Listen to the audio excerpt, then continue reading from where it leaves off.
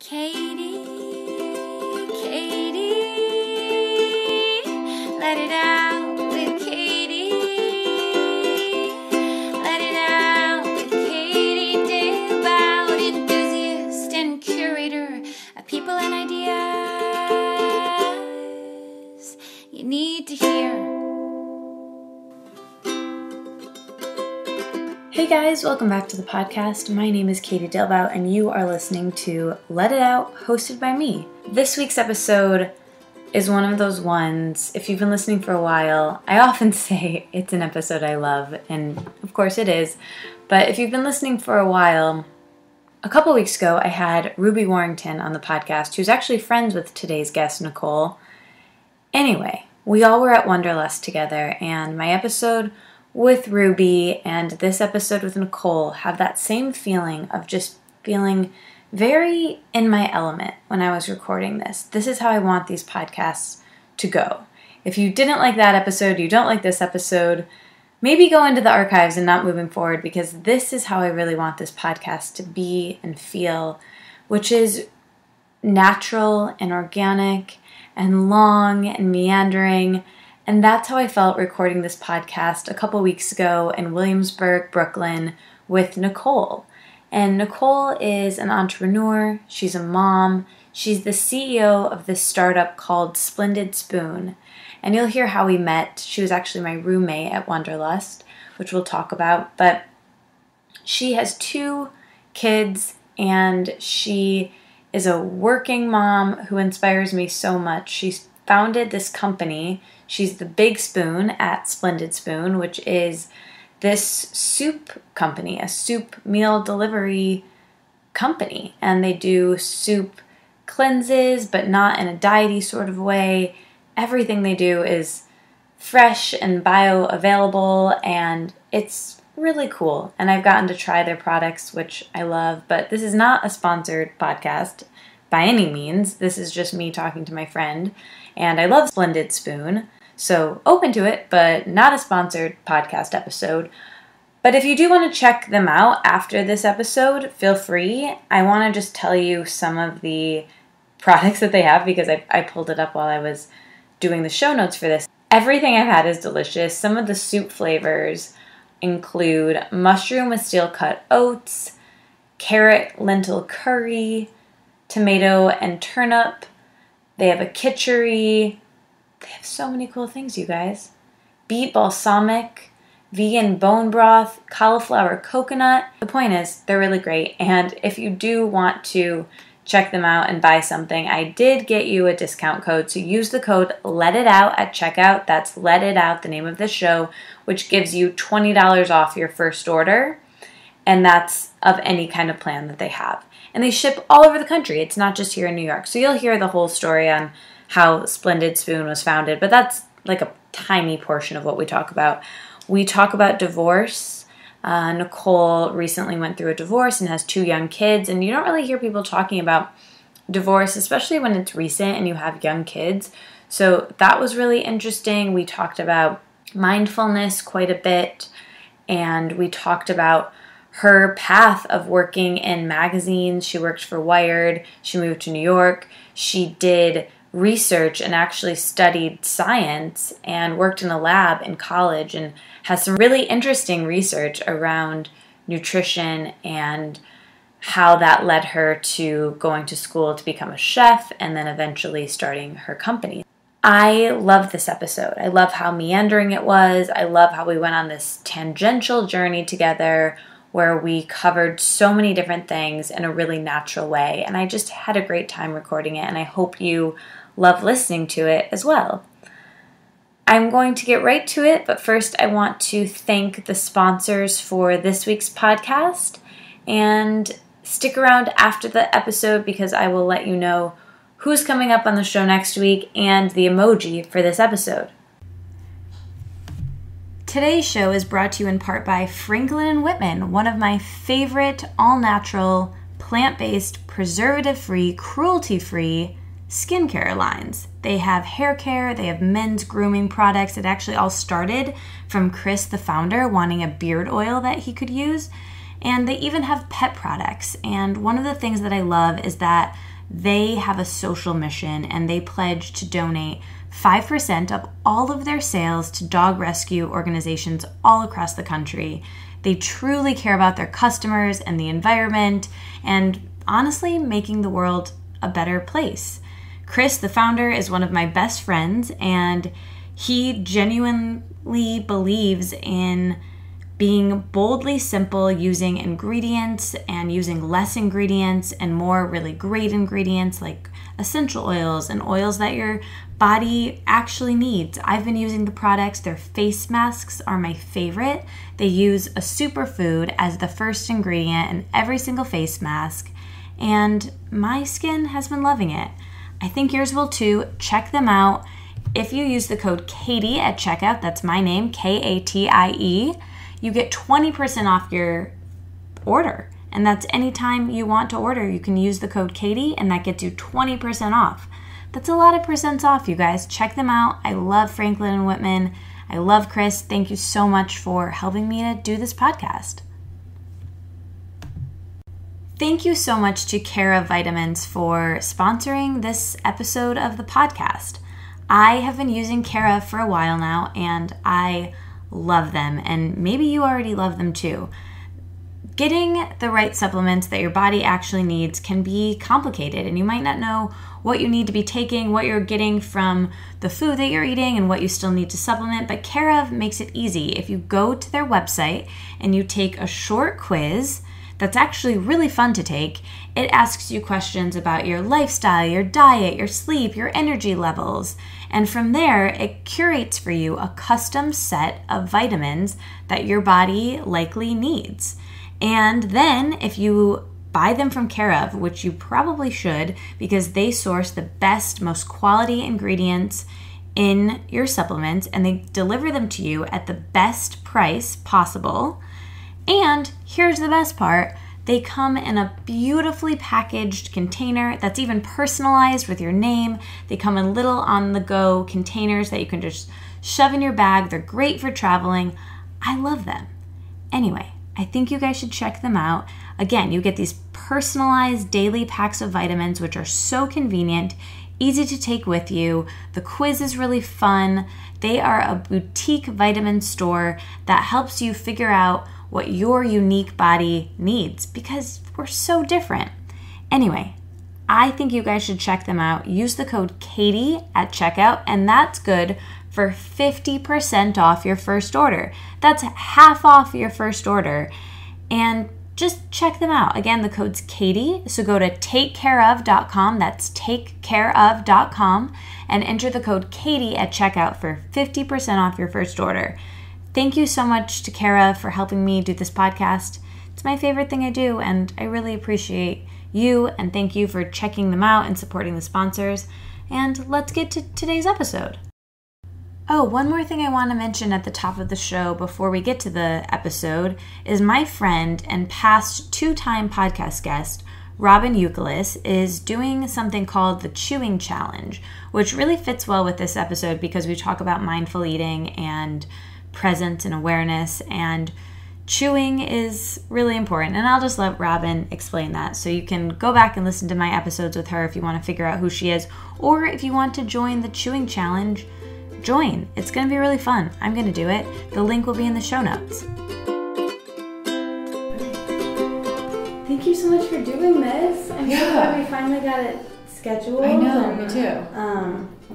So how did we meet? We were roommates at Wanderlust.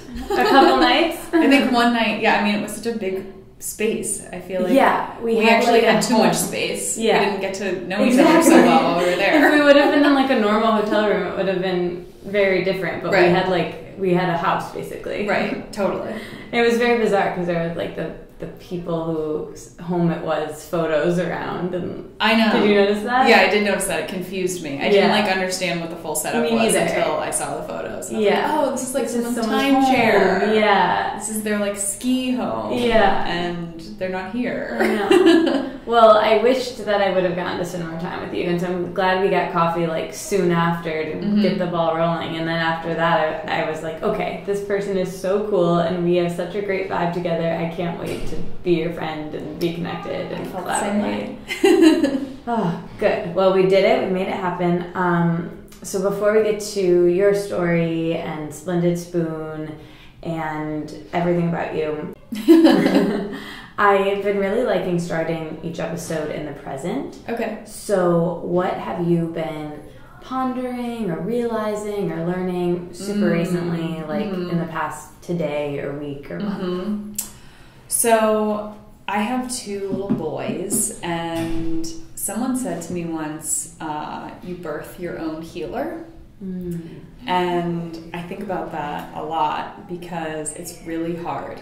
It's really hard to be a mom. It's really hard to be a single mom, and it's really hard to balance it with my work. And I find that when I'm stressed, it's even harder, and I have come to see that as my kids really picking up on my stress. And it honestly, like, it kind of brings out some of the worst of me that I've ever seen, and that is so humbling and like difficult. And repeating that phrase to myself, that you birth your own healer, is helpful to see it as a path for growth, as opposed to just like, what is wrong with me? Yeah. You really have a lot on your Splendid Spoon. I do. I have a lot on my spoon. You have quite a lot on your spoon. How old are they? Grover is 4. I love that name. Thanks. So much. It's a family name. So really? So is Caleb. Yeah, they both have, and their first name comes from my mom's side, and then their middle name comes from their dad's mom's side. Oh, okay. Yeah. So Grover is 4 and Caleb is 2.5. So that's kind of, I heard the 2s are like really challenging. Yeah, it's interesting. Caleb, my younger son, is just like a very different personality. He's really pretty easygoing by nature, and Grover is very similar to me in that, like, he really notices everything, but it makes him very sensitive to everything, and so that creates like a pretty intense personality, and that's why, like, he becomes my mirror to anything that is going on with me, even if I'm not, explaining it to him. He just, kids are like animals. They just like pick up on all of it. How are you handling that? How do you handle your stress with it? I try. Awareness. I feel like I'm just at the awareness stage. I mean, because it's gotten both better and more challenging as they've gotten older. So it gets better in certain ways, but then like new challenges arise. I always try to have time for myself. And the funny thing about something as dramatic and kind of traumatizing as a divorce is that I do have split custody with them now. So I'm either like all on with my kids or by myself. So I do have time to reset, which for me and my lifestyle, like, is really good. I do have time to like do a long meditation, go for a long run, or just like lie in bed until I feel like getting up, on a weekend when I don't have them. And that's really, really nourishing for me. Yeah. So is it every other weekend or every other Pretty much it's like every other weekend. And then during the weeks? And then during the weeks, it's kind of a funny schedule, but essentially it's like 2 nights on, 2 nights off, and then every other weekend. So and tell me if there's anything you don't want to talk about. No, I'm pretty open. Okay, cool. I think it's so helpful for people to hear those sorts of things. People don't talk about it that much either, especially like with young kids. Yeah, this is great. So I'm curious about what you said there about having the alone time and that time to recharge for you being actually a good thing and a positive thing. Yeah, totally. But what I'm curious about is, at the beginning, I imagine that was pretty jarring from constantly having people around you all the time to not. Was that like a hard transition? Well, not really. I think I went from doing so much in a partnership that didn't really work to letting go of that and finding a new partnership with their dad that does work. So it's like, when you're working on something and when you're not focusing on one thing at a time. Like, I'm a big believer in not multitasking. And I felt like a lot of my experience in my marriage with kids was an exercise in multitasking. Like, I was trying to be this great wife, start this business, and like, it was so small at the time, and then also be a mom all at once. And now, and it didn't work. For me, it just like did not work. And now I can just be a mom with my kids when I'm with my kids, and just be a CEO when I'm at work, because I'm lucky that I have a nanny during the day, and I can just focus on me when I'm by myself. And I guess maybe it's just how my brain is, or how I'm like emotionally composed. But so when that structure revealed itself after my ex and I broke up, it was like hugely peaceful for me. Because I'm actually, I would say, probably if you like looked at all of the things that I do throughout the year or something, it's like very productive, but it feels so much more like sustainable. Yeah. I love what you said there about multitasking, and I agree, but how did you come to that realization, or how did you realize that for yourself? That was really, so much of my life experience is like, because I learned through example. I don't think I was really like a very good student, actually. I somehow kind of like made it, but I learned so much by experience. And my experience when I first had Grover and was running Splendid Spoon was just feeling so worn. I just felt so worn because I would take a call while he was in the stroller, and like while I was breastfeeding, and it just kept adding things. You're scattered, and it's what we talk about as like a productive person does, that you just do these things. And I started to just kind of like pick things apart and say, like, let me just try just feeding my baby and like just being here, and how do I feel?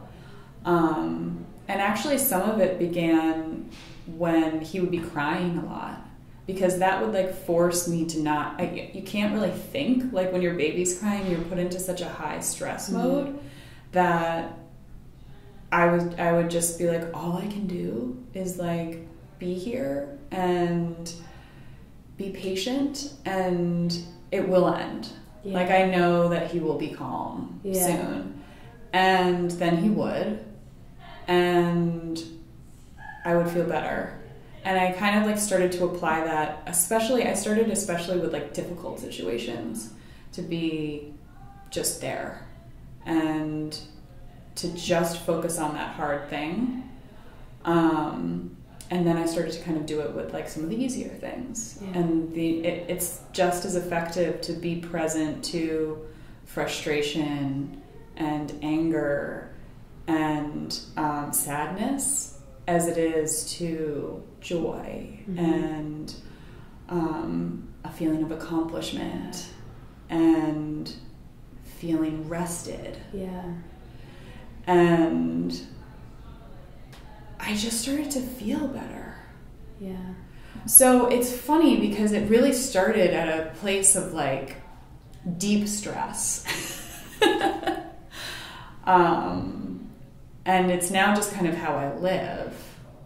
And, you know, I was feeling like I was like looking haggard and things like that. And I feel like now I feel like I'm refreshed. And you always look refreshed. You have this great like energy about you that's very calming. Whenever I'm around you, I feel like, oh, good.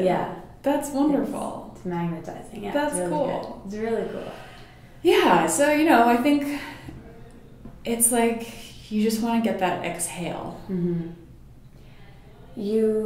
think we maybe talked about this when we got coffee, but what you mentioned there about our feelings, which has been something that I've been thinking about and pondering myself for the past like year or two, not that long, about what you said of, you know, we can't feel the richness of like joy and, you know, being in love and all these good feelings if we don't feel the, you know, sadness of some of the other feelings. And it's a spectrum, and, you know, we don't want to feel what we don't want to feel, so we cope with, you know, turning to food or alcohol or people or whatever.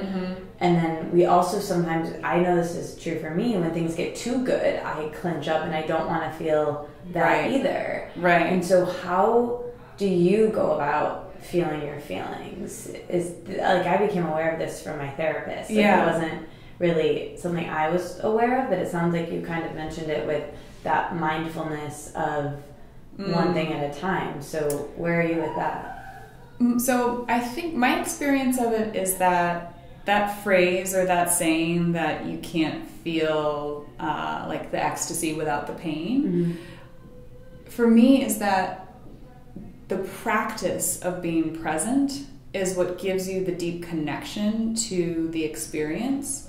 So if you can practice being present to something as uncomfortable as your baby screaming, then you will have stronger muscles to be present to your happiness and your joy, and you will be able to stay there with it and not flee it and tell yourself that it's not real. And I think that for me, that's kind of what has revealed itself. It's like, oh, it's not like the feeling of being uncomfortable allows me to feel comfort or pleasure. It's that the practice of just staying there helps me to be present to all of that spectrum. How do you remind yourself in the moment if you start to go out or you start to not be present? What brings you back to presence? Just being aware that I'm leaving it. And I think now that I've been practicing that for a few years, I am aware that the monkey brain does not serve me. So I can say to myself, like, almost with logic, like, it's not like a logic exercise, but because we are so logic driven as human beings, I can, as I'm trying to escape, you know, and we all have those coping mechanisms. Like, as I'm thinking about having a coffee or thinking about having a glass of wine or a cigarette, like, these are all things that I would prefer to do than be present to discomfort. And it's not the, like, oh, you shouldn't smoke that gets me back. It's the monkey brain doesn't serve you. Just be here. And somehow that's like now enough motivation for me to come back to. In the beginning, though, I would say, because a lot of that practice began for me when, I mean, I had like migraines when I was a little kid, and I've always been like a really anxious person. And before I went to culinary school, I was having a lot of anxiety and a lot of anger at work. And I found that by being present on my walk to work. Was this when you were working in magazines? Yeah. So you were working... I was actually I wasn't at Condé Nast at this time. I had left Condé Nast and gone to Bonnier. And they had Saveur and Pop Science, and I just was feeling like really kind of resentful, really at myself, but it was being projected as like, nobody here like gets it, my talents are being wasted, you know, a lot of like just kind of nasty vibes. And then it was kind of starting to seep out into, like, I would get in a fight with my sister or my mom or I think we were engaged at the time, my ex. And it just felt awful to be so awful. And so I went back to some of my mindfulness books and just kind of reminded myself that there was nothing that was going to, like, that my environment was safe.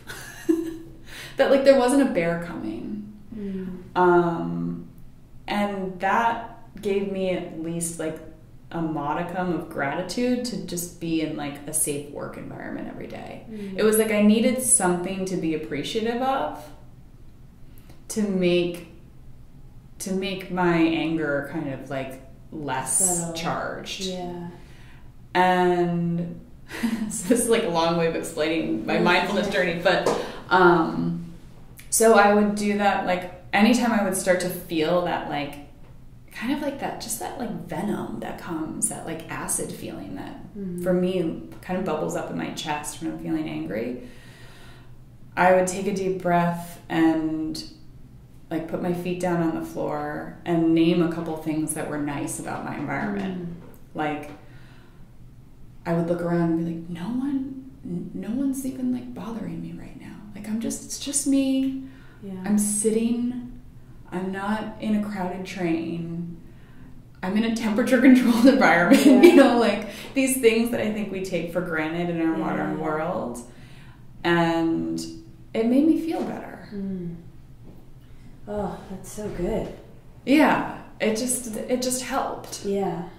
So you mentioned you had migraines growing up as a kid and you had these mindfulness books. So let's go all the way back to then. So how remind me again where you grew up? Connecticut? So I grew up mostly in Massachusetts. That's right. We moved a little bit when I was younger, but just in New England. I was in Rhode Island for about 8 years with my family too. And yeah, it was when I was pretty little, like around like first or second grade, I would be in the nurse's office lying down with a headache a lot. And I remember I didn't practice mindfulness then. It was just like Nicole has a parent's note to take an extra strength Tylenol was kind of what it was. Maybe I was a little older, but like from a very early age. Yeah. And one of the things, and I also had asthma, so I had trouble breathing. And so the things that I would do when I was in pain or when my breath was really shallow is I would look at patterns on like on my sofa or on a blanket, and I would just like go around and around like looking at the patterns. And this wallpaper, like this exactly, the wallpaper in this room is similar. Like anything with a pattern, I would just kind of like go around and follow it, and like eventually it would just relax me. And later I read, when they started to come back again when I was in college, I read somewhere that, I think I read this, that like if you imagine a wheel spinning in your head when you have a migraine, like a slow wheel turning, that can help too. And it just kind of like released some of the... My theory now is that my migraines came from like a very intense, overactive like mind that was just like wanting to like disturbed by not having the answers to a lot of things. And I think it creates like a knot. I always had like knots in my back, and just like I was very high strung and tightly wound. And it sounds like intuitive. Yeah, but we're not taught intuition. Right. And I mean, I'm lucky that I have parents who taught that in their own way. Is it just you and your sister? Yeah. Okay. And you guys are really close in age? We are, we're 2.5 years apart. Yeah. And we're really close. And you were close growing up too? So how did your parents, you said they taught you mindfulness in their own way, what was kind of their language around that? Well, my dad would always say things like, just stop and smell the roses. You know, or like, what doesn't kill you is going to make you stronger. Or my mom would always say, like, you need to just get it out. Like, I think it's cool, the title of your book. And like, she would say a lot of times. That came from my mom. Oh, really? Yeah, because she would always say to me, like, if I was sick or had the flu or something, and I'd be, like, in the bathroom, she'd be like, just let it out. Let it out. Just gotta let it out. Let it out. Yeah, just let go. Like the same with your mind. So and it's the same with your mind. And what I have found is that most of my life now is leading with my heart. And I use my mind to problem solve certain things, but most of the time I try to really follow the signals of my heart. And that comes from letting go. Yeah. Because the signals of your heart are not heard when you have this overactive mind. Yeah. So, as a kid, what was kind of your language for explaining what was going on in your mind? I didn't really have any as a kid. You know, I just remember, you know, now as an adult, I look back and there were things that I was often drawn to. Like, I was always interested in spirituality and myth and storytelling and creative projects. With a religion? I grew up my parents are Christian, Protestant, and so we went to church. I felt connected to that community, but I felt like skeptical of the concepts. Yeah. Of their logic. I was like, I don't know that this is quite right. Yeah, something about you know, and I felt like it was, I've never understood things that are exclusive. Well said. I agree. So that was always like hard for me. But I've always been interested in all different like religions and spirituality in general. So when you got older, making your own choices around that, how did you really get into mindfulness? And then it sounds like, and I know from what we talked about before, mindfulness is such a big part of Splendid Spoon, and even the work you do now with mindful eating and mindful living, really. How did that come into play when you were in college, or when did you really? It came into play mostly when I was like starting Splendid Spoon, because the story of Splendid Spoon is that I had gotten back into this like layering of just like, I really wanted to start a business that had to do with food and wellness. And I was also becoming a mother, and I just was like kind of like stacking things again on top of myself. And again, realizing like, this is just manic. It was just like this world of ups and downs. And how can I be in a place that's like chill? Like, that's what I talk about a lot. Is I aim to be in a place that's like very like, feet are like just a little bit above the ground, but not too much, and you're not like all the way taking off. You're just like hovering a little bit. It's like this sort of like so chill, neutral vibe. That's so funny, because that's like totally the vibe I get from you. That's cool. Yeah. And so I started these like mindful lunches because I was having trouble like sitting and meditating. And I had found this success with that job previously of just like noticing, being aware, and being grateful for like little things in the right now. And so I made a little bit more of a ritual out of it with my food, and it all kind of started to come together for me that like the essence of being here and spirituality and what we're all kind of like grabbing for is always available. And I really started to feel that. Like, I really started to feel that in a moment with your food, you can have bliss. In a moment in an office that you normally would say, like, I hate my job, you can find deep contentment and peace. And the more present you can be to that, you can start connecting all of them. And then you don't have moments, you have a life. Oh, I love that. That was like a fantastic soundbite. I want to go back though. So before Splendid Spoon, so you went to school, and I have in my notes that you, and I remember you telling me this, that you studied diet therapies as treatment for illness. And that was when you were at Boston College. Yeah. So when you were there, how did that come to be? So that's so interesting, because when I first started at Boston College, I was an English major. I always loved like communication, storytelling, and reading the stories of other people. And that, I would say, was always what I was naturally inclined to do and naturally good at. I think most of why I actually like got good grades in school, or decent grades at least, is because I was really good at like negotiating with my teachers. and I was good in the humanities. Yeah, me too. But a year in, anxiety started to kind of set in for me again, actually, and I was starting to really be concerned about what I would do. Like, what am I going to do with this degree?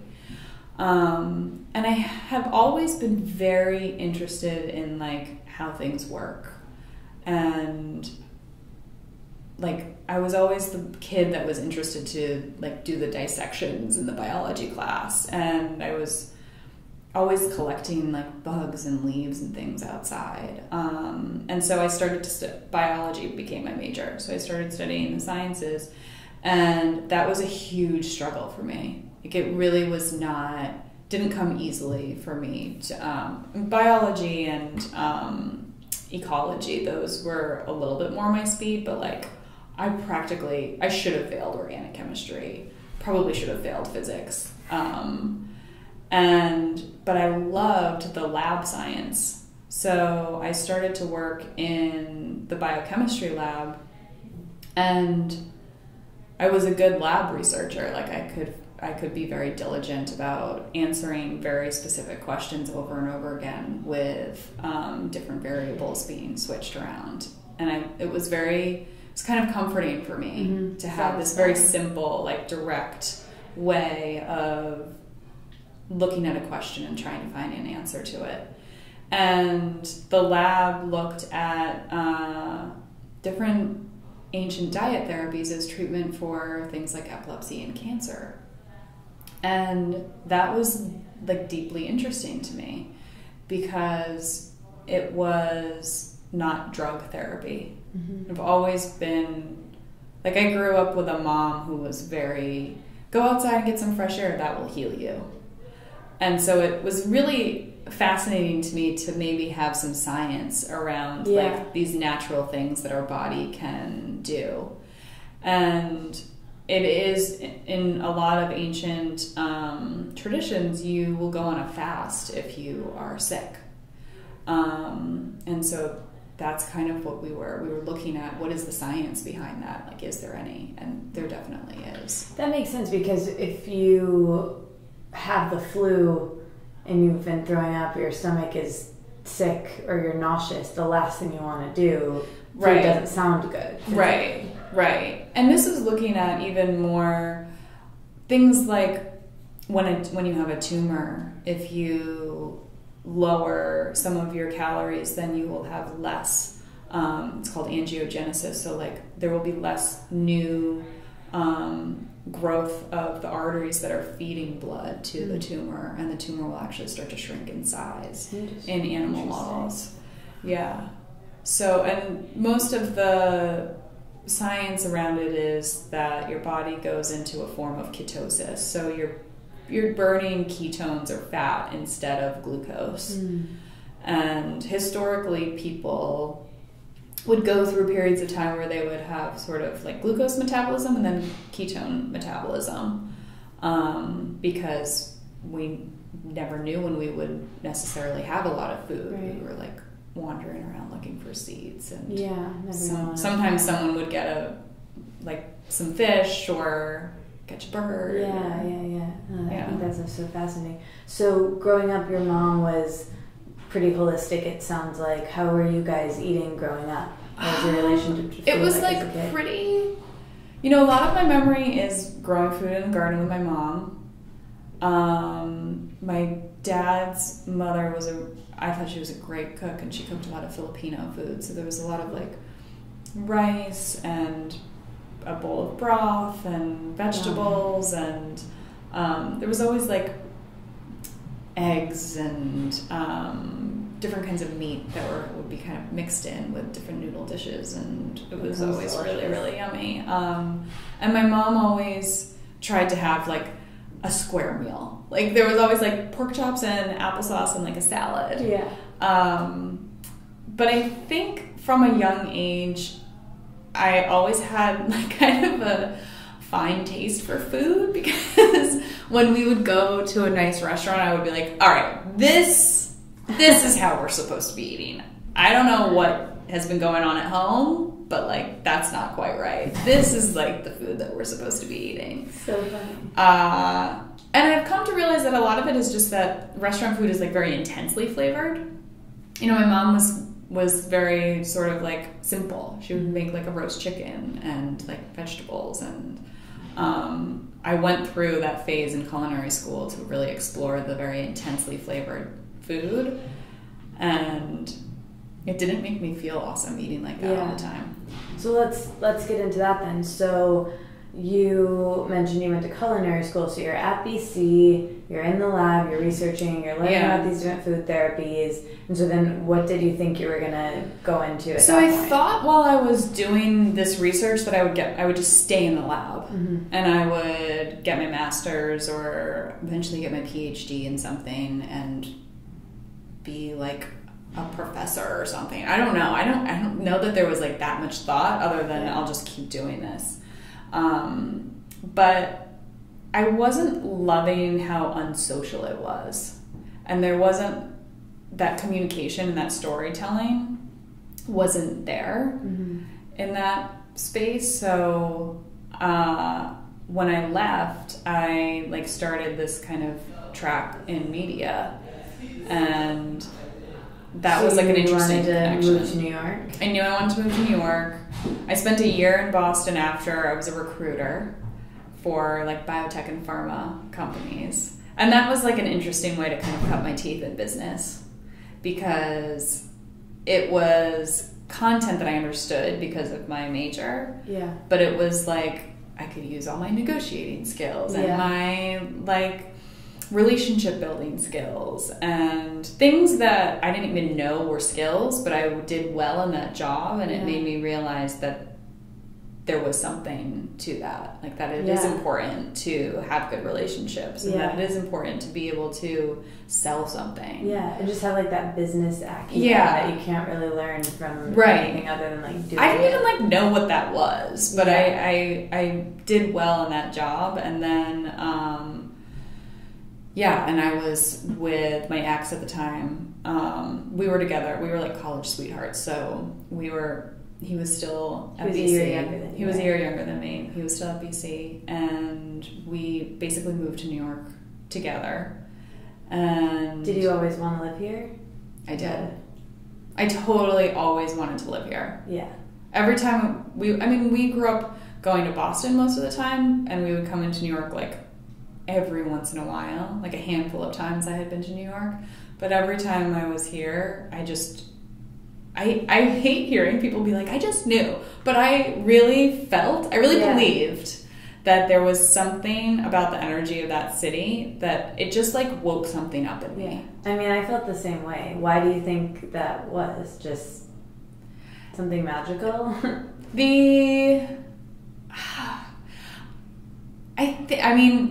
Putting myself back in that moment, standing on the sidewalk and feeling what I felt, I do still feel when I'm in New York. And it's this feeling that the energy of New York is the same as the energy that courses through my body. That it's very dynamic, sometimes really beautiful, and sometimes just like the strangest, weirdest, like even disgusting. You know, it just felt so real. Yeah. I feel the same way. I want to go back and ask you things about New York, but so taking us back chronologically in your life. So you guys move here together. Yep. And then is that when you get to work in magazines? Yep. And then I started working in magazines. So I worked at Wired, and that was like, you know, it felt like this interesting little connection to science.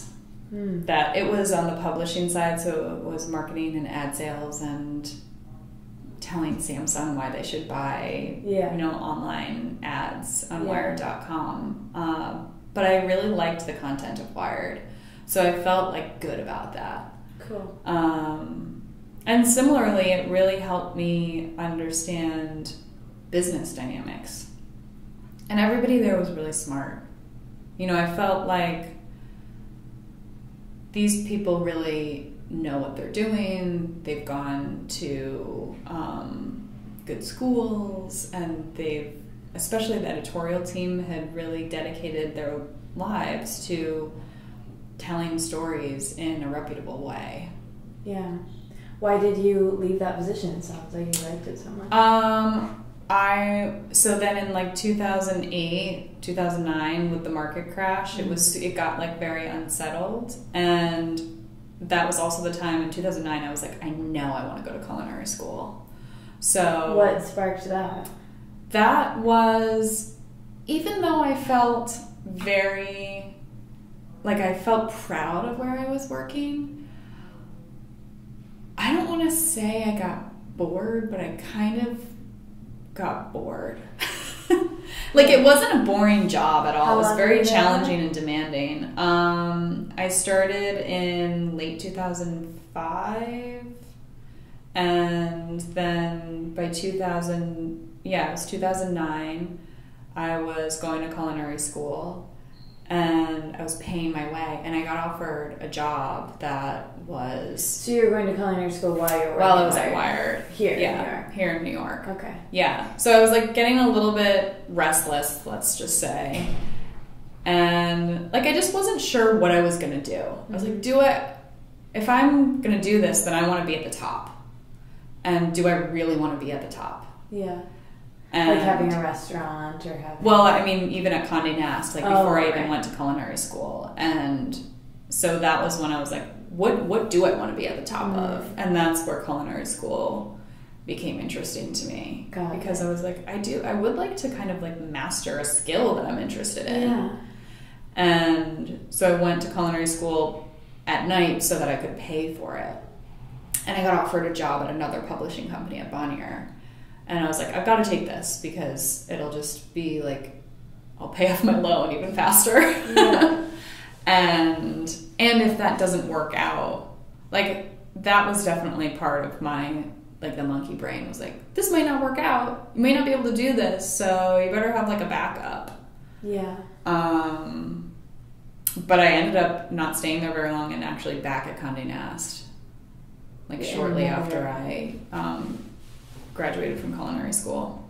So you graduated from culinary school, were you thinking that you wanted to be a chef? Or it sounds like because you were still really... I wasn't really sure. It was like I knew that I loved working with food. I loved being in culinary school.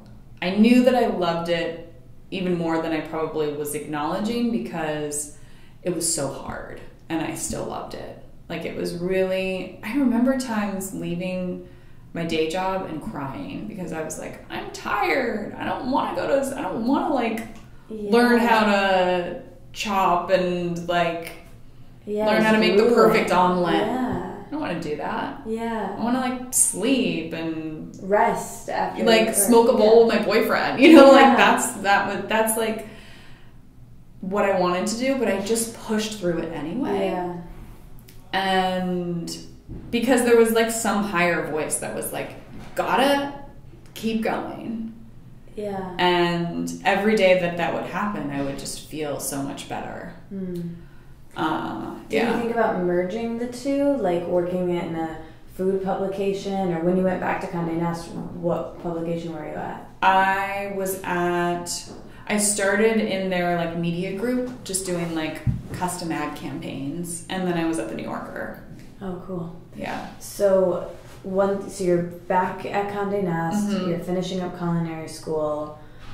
Bring us up to Splendid Spoon at that point. Yeah, I mean, Splendid, it's like such a long journey. So I ended up back at Condé Nast.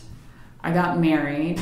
I had started doing like catering. I had a business called Sea Bean Goods with my ex, which was all different, like it was different soups and stews, but not vegan, and little pastries and pestos and like baguettes and things like that. And we had a little stand at Smorgasburg. And that was like another kind of test of like, just how much do I really care about this? Yeah. And both of you were working full-time jobs at the time too? Yeah. And that was hard. And we started doing that, and it was clear that like we had different ideas of how to do it. So after we got married, there was like maybe like a year, 6 months or a year while I was still working at Condé Nast, but I was kind of like, it has to be something else. This isn't like quite right. And Brian and I stopped working together.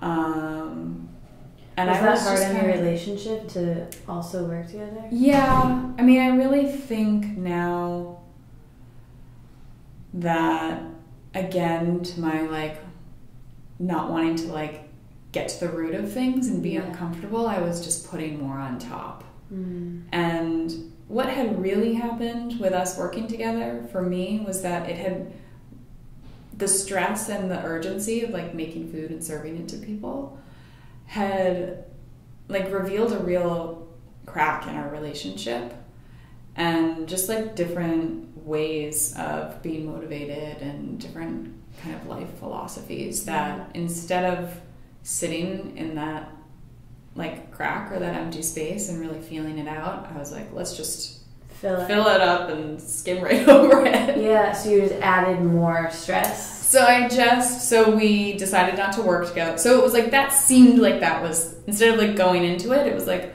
oh, let's just like not go there at all. Yeah, let's just not visit that little crack. So you're saying that like you were working together and then you realized that like something's off, and then you were like, oh, it's just off is just the way we're working together.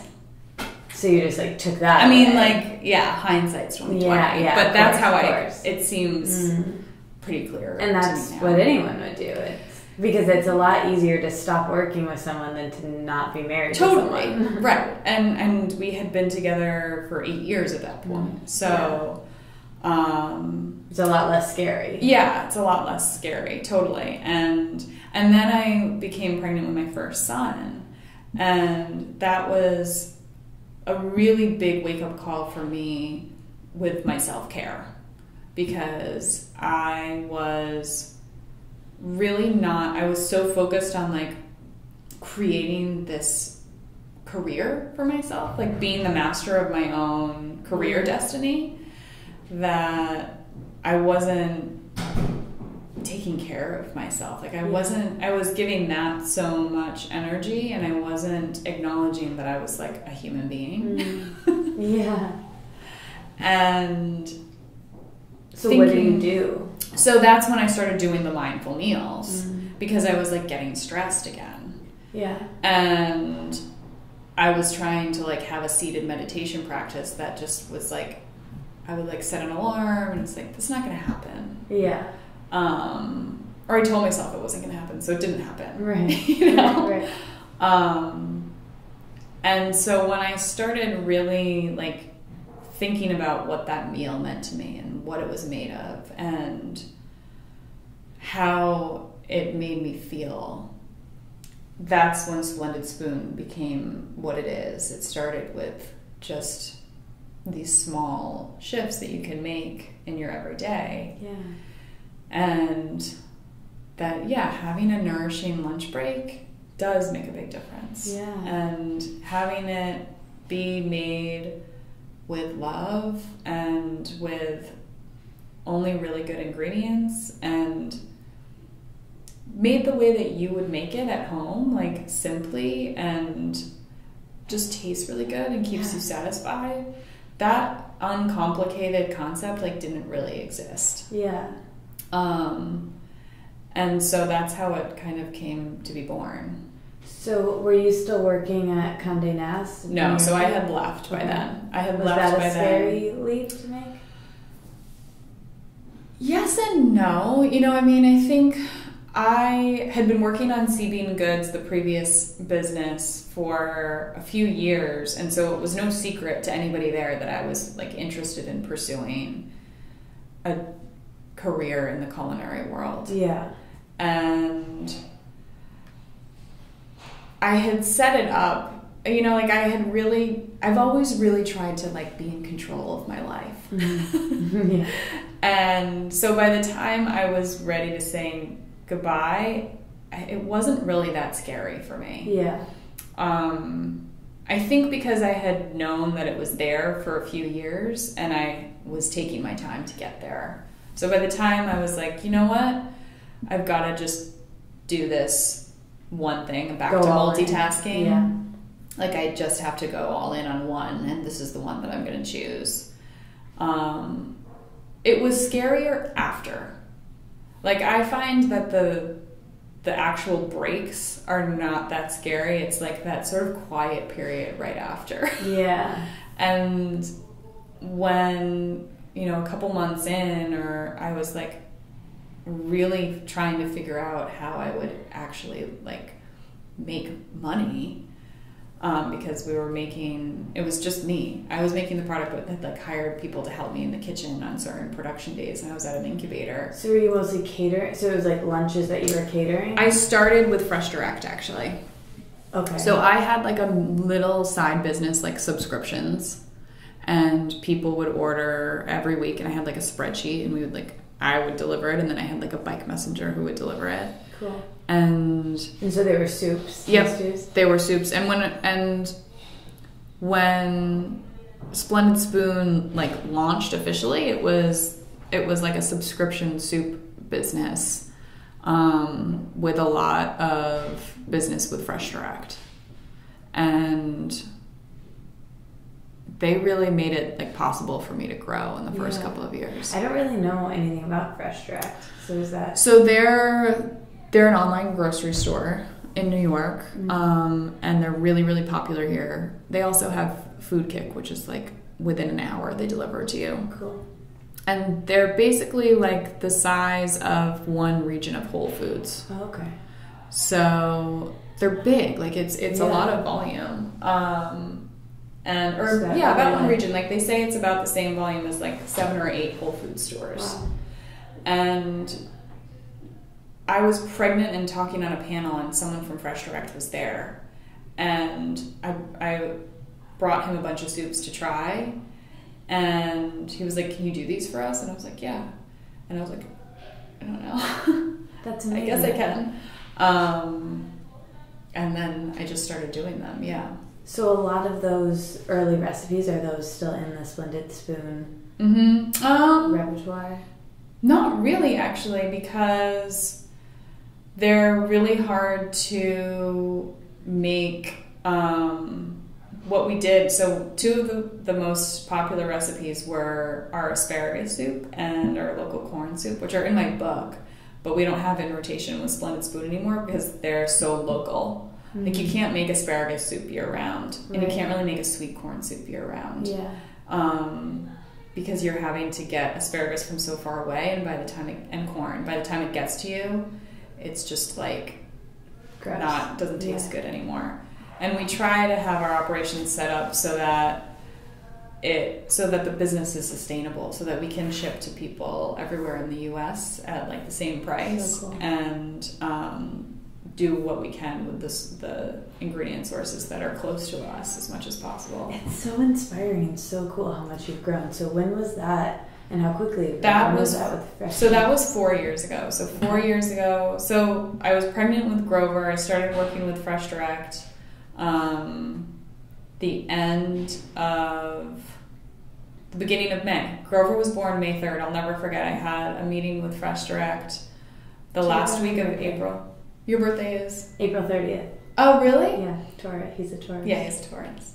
So I had a meeting with Fresh Direct the last week of April, and we were joking because my due date was like May 16th, but I was like, I hope he comes on Cinco de Mayo.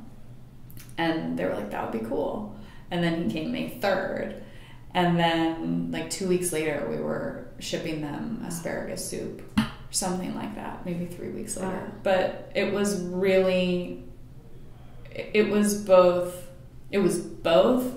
like ecstasy and agony. Yeah, yeah. And that really kind of set the tone for life running a startup, because it's kind of both of those feelings all at once. And the best thing that you can do is be present to whichever one is there, and know that like both are kind of right around the corner. Yeah. So here you are, a new mom with a newborn. Yeah. And like just starting a startup. Yeah. Like the very beginning of a startup that's about to like explode. Yeah. So are you feeling like you're going to explode at that point? Like, where are you mentally? It was like so, I mean, it was, I think that whole experience, the first 2 years of Splendid Spoon, when it was just me on my own, the first year with Grover, and then I had my second son like right afterward, that was, I believe, the universe getting me out of my head.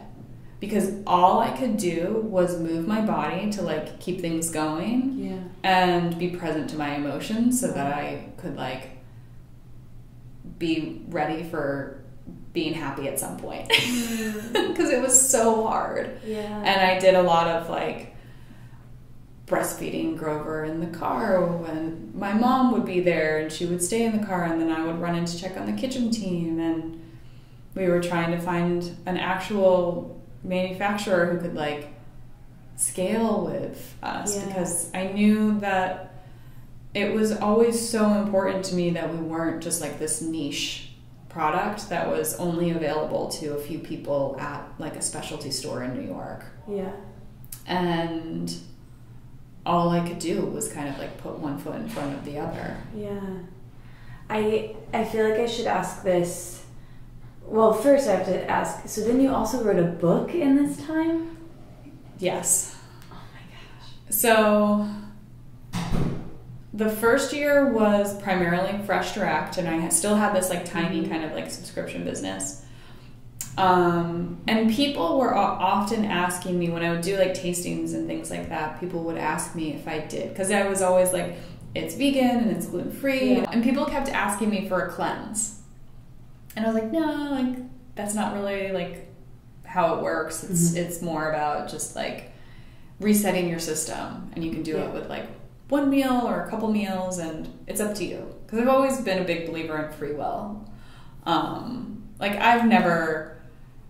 the changes that have happened for the better in my health have not come because like someone has just told me to do something. It's been because I have like walked with my 2 feet into that, you know, shift in my habits. Which is like the whole, I think we had like such a good conversation about this that I wish we would have recorded when we had coffee, but like that's why diets don't work, because it's essentially someone else telling you what works for them, but we're all different. So it's not really great. And I started to get like a lot of requests for it. So I was like, you know what, I'm just gonna make one, and people can do it for like a couple days if that's what they're into, and who am I to say? And it started to feel like I was actually telling them not to do the thing that they wanted to do. So I was like, maybe I should just do that. And people can be flexible about it. And people can be flexible, and I mean, there's soups and stews, like you can treat them as a meal, or you can treat them as a diet reset, or whatever it is that is most helpful. And press got really interested in it. And I think it was Goop picked it up, and that got a lot of press. And then I started and I was working with Guilt also at the time. So people were starting to like now associate me as like the soup cleanse person. And I was like, this is so fascinating. Whatever, you know? But the program really, when I looked at it and looked at what worked for our customers, was this like sort of reset element that did incorporate a lot of what I learned in that biochemistry lab with what I believed intuitively was good for just creating good habits. And science backs up a lot of the small habits adding up to like lifelong results. And so I started to feel like a lot more comfortable with the terminology, and I got approached about a book, and I was like, you know what? I've always wanted to write a cookbook, and I did kind of like somehow stumble into this whole like cleanse world. So I may as well do it. And so that was at year 2 of the business. So Grover's 2, Caleb was like 9 months old. Oh my goodness. Or 5 months old. No. Yeah, Caleb was like 5 months old. New business, 2 new babies, and a book deal. And a book deal. And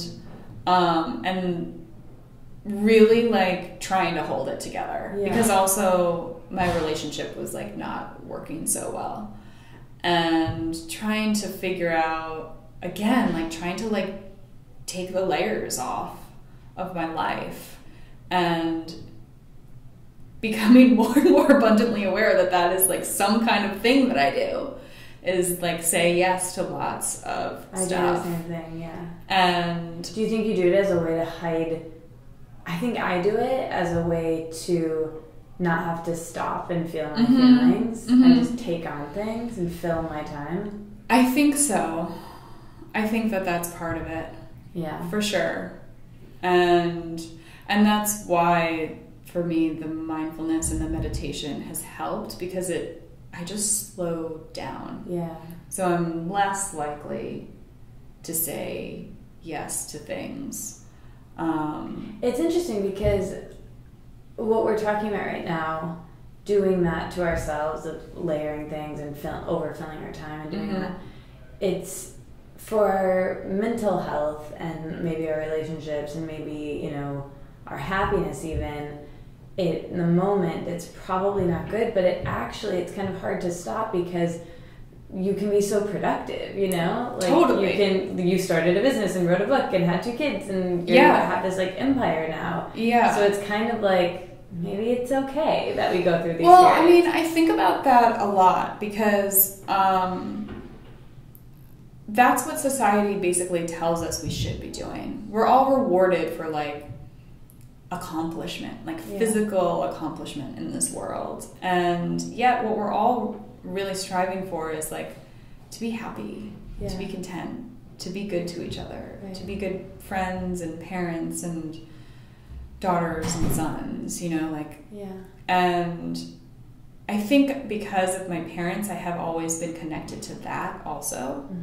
And so that's what has kind of stopped me in that highly productive mode, has been like, you're not, like, why are you sitting at a desk and feeling angry? Like, what's this migraine from? Like, you have all of this and yet you are not, you don't want to go home and hang out with your husband, or when you do, you are drinking a lot of wine. You know, and so it's that, those basic core values that my parents put in me, that what really matters is how you feel about yourself and how you treat others, that like wake me up. And it was having, you know, it's interesting because I wouldn't be where I am if I didn't have my kids and didn't go through all of what I did in those couple of years. So I would never tell someone like, stop what you're doing and slow down, because I think you have to learn through experience. But I also don't think it has to be so jarring and so painful. And that's my work now, is that I do want to keep building. I do want to keep accomplishing, but the energy that I put into those accomplishments matters, and the way that I attract people to my brand and to work for this business matters a lot. The way that I was doing it before, like in those 2 years, really wasn't so great.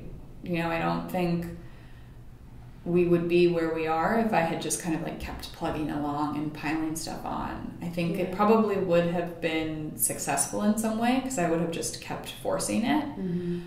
But I certainly wouldn't be enjoying it as much as I am. What about, so you write this beautiful book, and the book is so beautiful. Oh, the thanks. Photography and all. I mean, that was like a big part of my sort of like awareness too, was like really thinking about what the brand and the food really meant to me.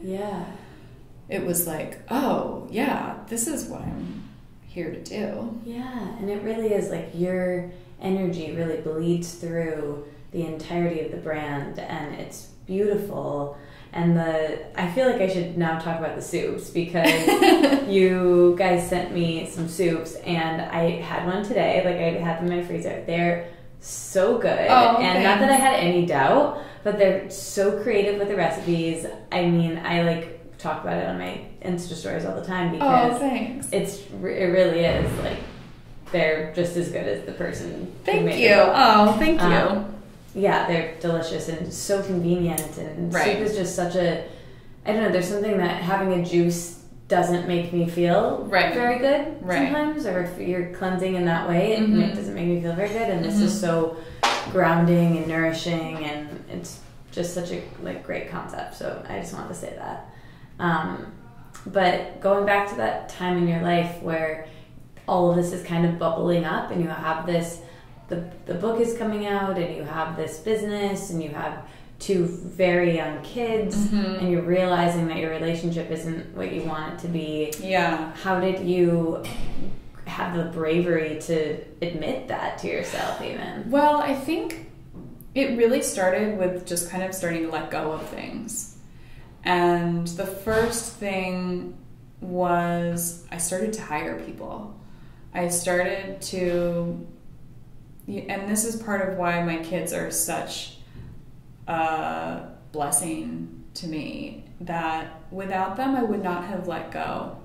I wouldn't have let go of the cooking and the being there all of the time and the very nitty gritty, detailed work. And once I had my kids, it was, I can't be at every event.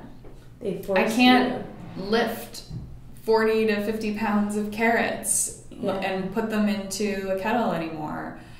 I physically can't do it. And my doctor won't let me. Yeah. And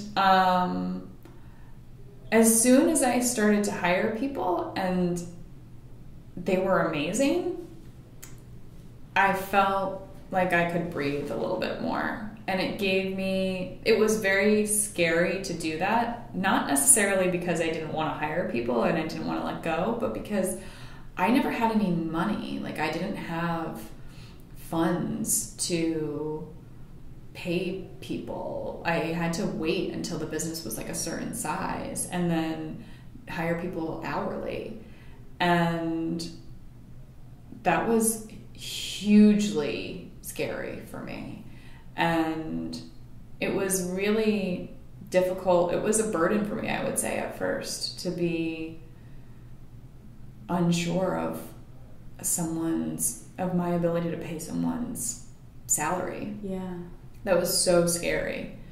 And it really wasn't until Satish, my business partner, joined, and I had started to raise some capital from angels and friends and family.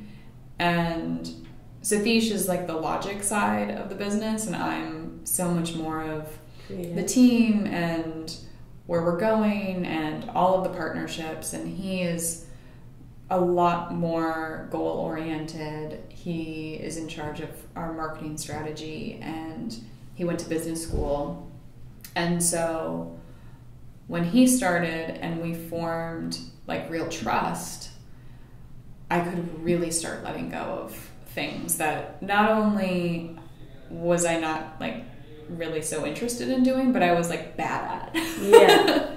And that was a hard thing for me too, because I'm so much of my youth and much of my nature is that I try to control things and make them perfect. Yeah. And so the biggest nightmare for me is to admit I cannot do that. And not only can I not do that, but I've fucked it up in the past. Yeah. Yeah. And I'm really bad at it. Yeah. And so to be able to do that and then have Satish and Renee be all right, so what? This. Yeah. We'll figure it out, we'll do it differently, and this is our idea of how to do it. And, it again really made me understand just how much that monkey brain does not help you. Because in my head, for pretty much up until then in my life, I had imagined that if I admitted I didn't do something right that had originally been my idea or something, that the other person would be you're so dumb. Yeah. Oh. Yeah. That the voice that you have against yourself is so cruel. So mean. It's so mean. And we're constantly trying to overcompensate for that so we don't have to hear it. That's right. Yeah. Yeah. And so really like letting go, like really just like letting go and saying, I have to take care of my body and my baby, and like I'm gonna just believe that you guys can figure it out. Yeah. And when you really believe it, it happens. Yeah. That's the other wild thing, was like I really believed that it would somehow all work out. Yeah. So then what does your job look like now? So now, your day-to-day. Yeah, so my day-to-day, it's funny because I am doing this like Instagram takeover with Hey Mama. Oh. And I really am not so active on social media. So it's like one of the first times that I was really aware of like what I am doing all day. And I'm in charge of product. So I work with our R&D chef and our nutritionist to come up with new flavors, and to then partner with our manufacturer to make sure that they're trained properly and the quality of the product is how we want it to be, and that it's... So you're still coming up with recipes with yeah, but Will, who's our chef, he is wonderful and he's so creative, and so I'll give him parameters and then he'll come up with a lot of creative ideas. Cool. And then he'll kind of... Are you tasting stuff all day? Tasting soups? No, so I'm doing a little bit of that. I'm doing... that sounds fun. And then I'm doing... Yeah, that is fun. And then I'm doing a lot of like vendor management and scaling strategy. So like we're growing really rapidly. So a lot of what I'm doing now is very operational. I'm really working with hiring the right people in our team. I see myself primarily as the person who should be called when like my team doesn't know what to do. Like to be there in those moments where the shit hits the fan, and to be able to be very clear and confident on how to move forward. Yeah. And because it's a startup, there are a lot of those moments. So I'm in a lot of those moments throughout the day of like, this is very urgent and how do we handle it? Yeah. So that's most of it. Do you ever sit back and think about, the early days and before Fresh Direct, mm-hmm. and just sit back and you're like, I built this. We have a chef, we have operations, we have this huge team, and it mm-hmm. wouldn't be here without me. Like, does that sometimes feel, I imagine that feeling very big and very... it feels it's both like very big and also very humbling, because I feel that Splendid Spoon is its own like energetic force now that would not be here without the customers and all of their feedback, and my team and their dedication to work and wear so many different hats. And I was just like there at the right time with the seed to put it in the ground. Mm-hmm. And I feel very privileged to have been given, like, I feel like that was like my purpose, was like to just plant that little seed. And it's very humbling to me that it is something that people like apply for jobs with Splendid Spoon. It's like both sort of unbelievable and also what I've always pictured. Yeah.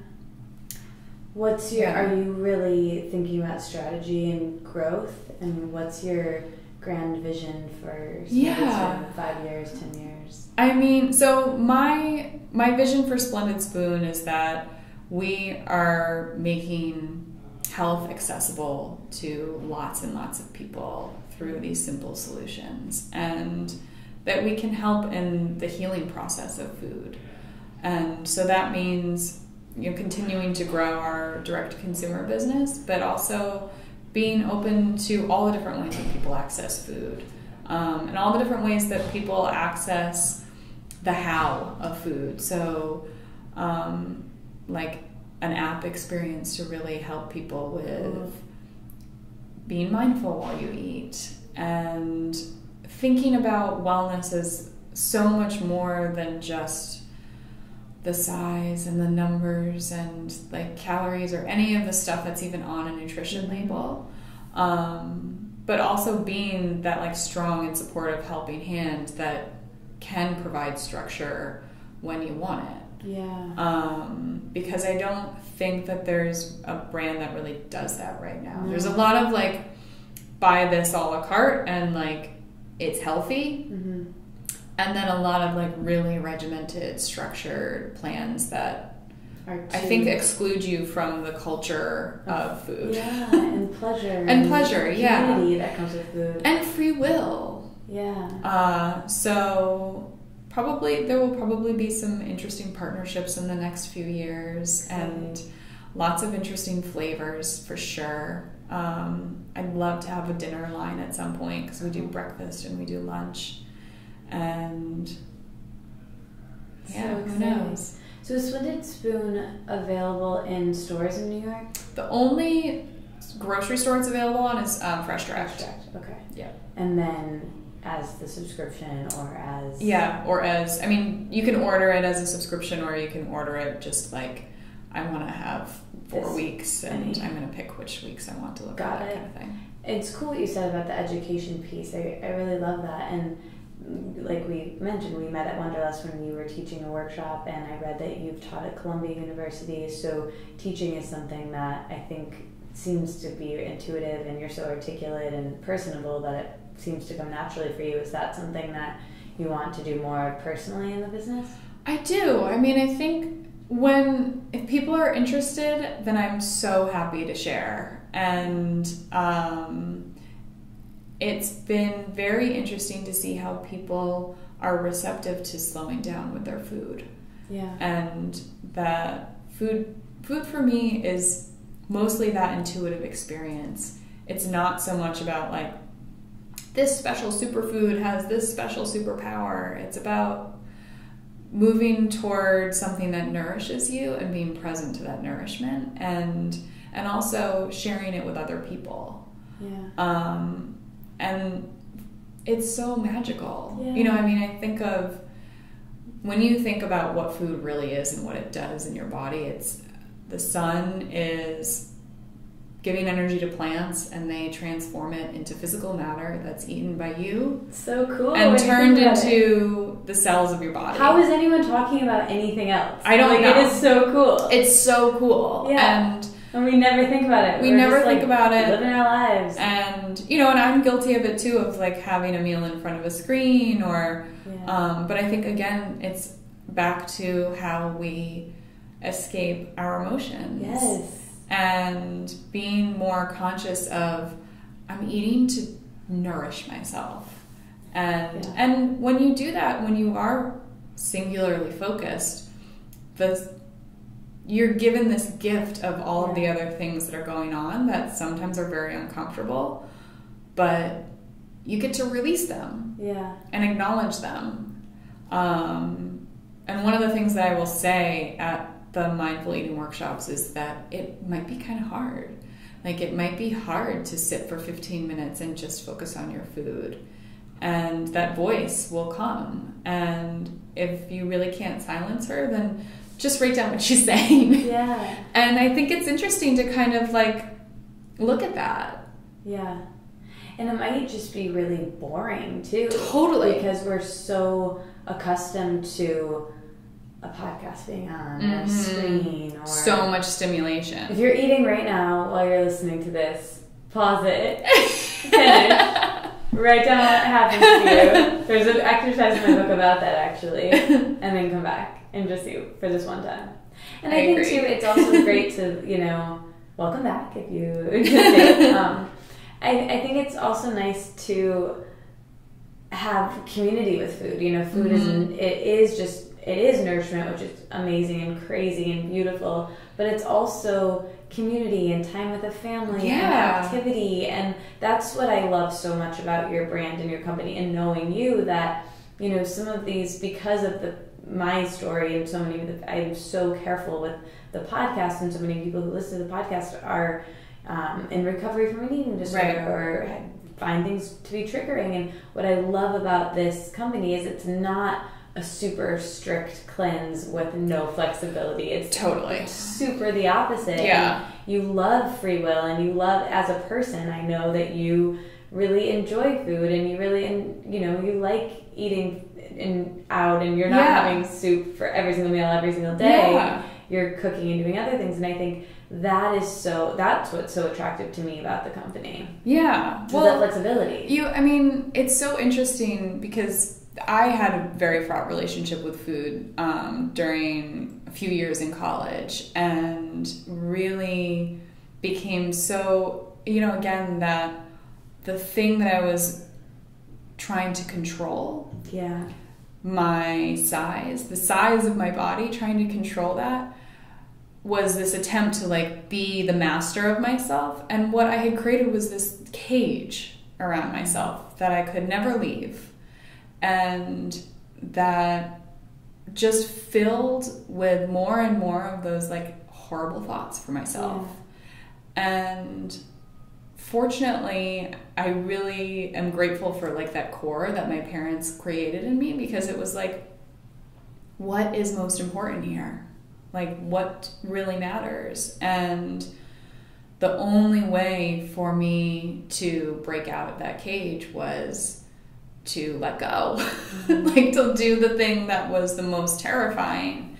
And as soon as you start to do that, you get to kind of look back and say oh, I can't, that's crazy. Yeah. I can't believe I was doing that. Yeah.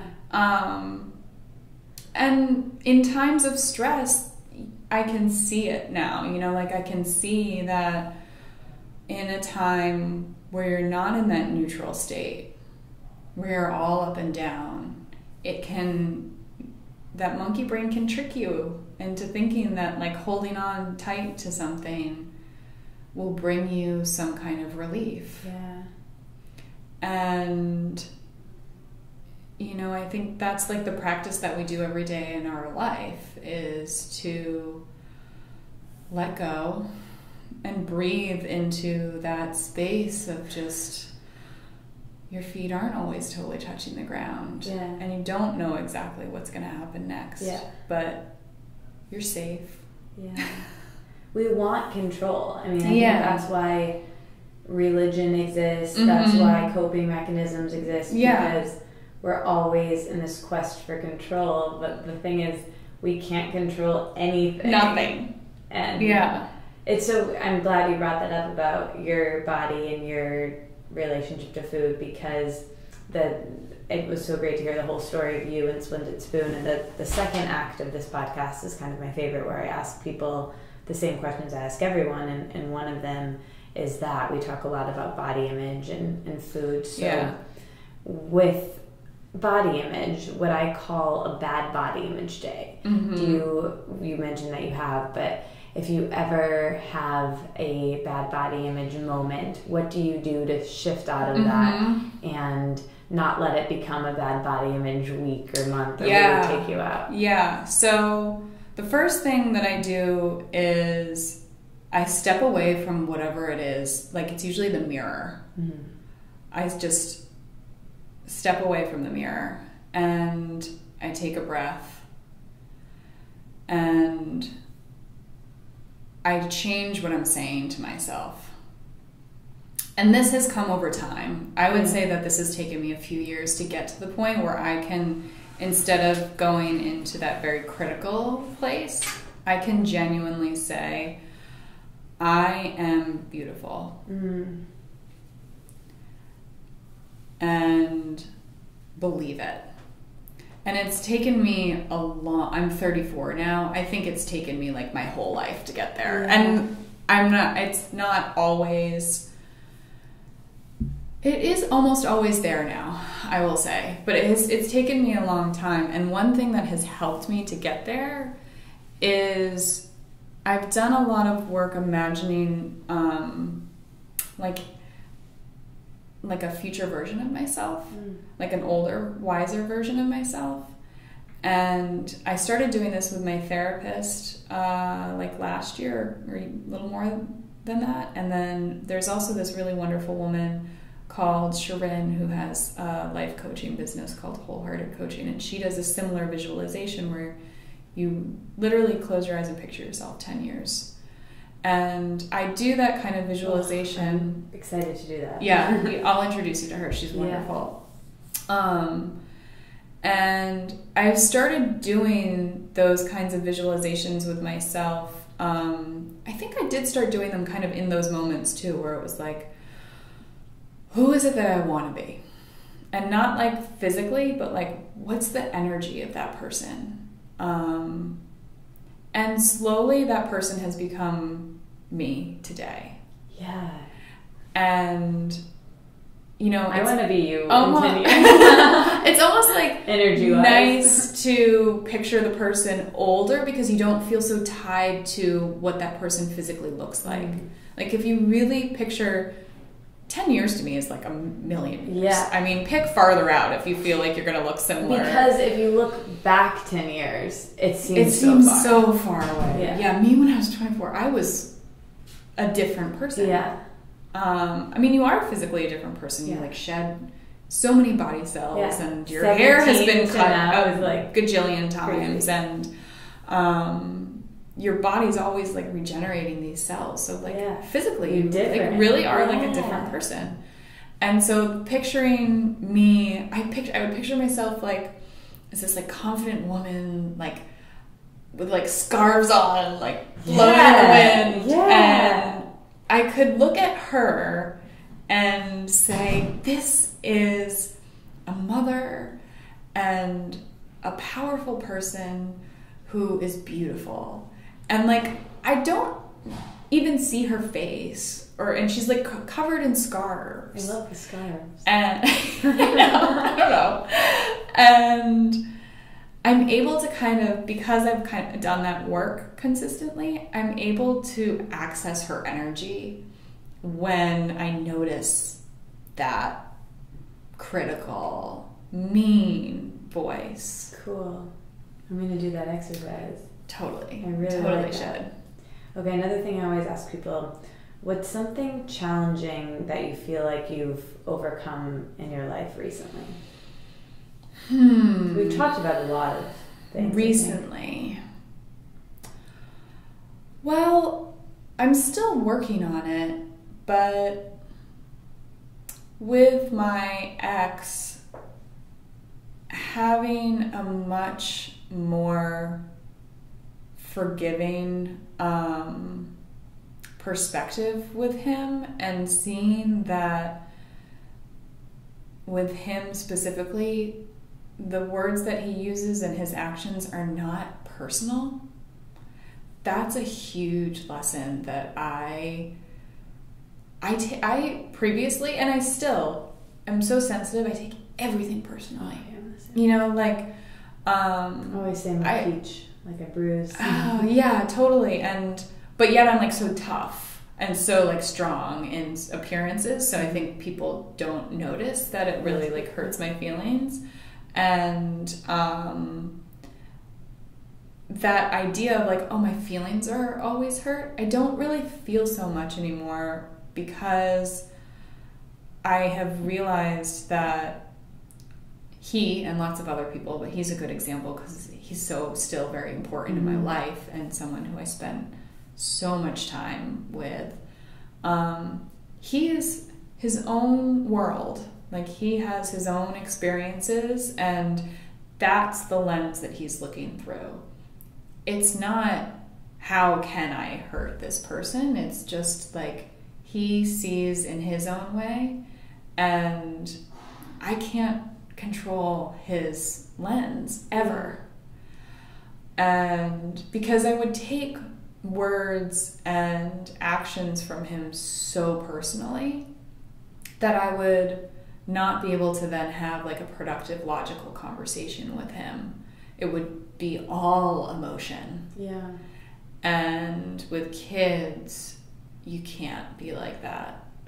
And that's really like, they also were like heroes in that way, that Brian and I now have a really positive co-parenting relationship. Yeah. If you had to give one piece of advice to someone going through a divorce with kids, and particularly young kids, what would you say? Put compassion first, and always try to be the bigger person, because everything feels so personal in those arguments and in a breakup. And really, like, the best way to go about it is to see yourself as a mother, even if you're not a mother, or as a father. And sometimes the other person will be so upset and you just want to like silence their tantrum. And often we try to silence a tantrum by saying mean things.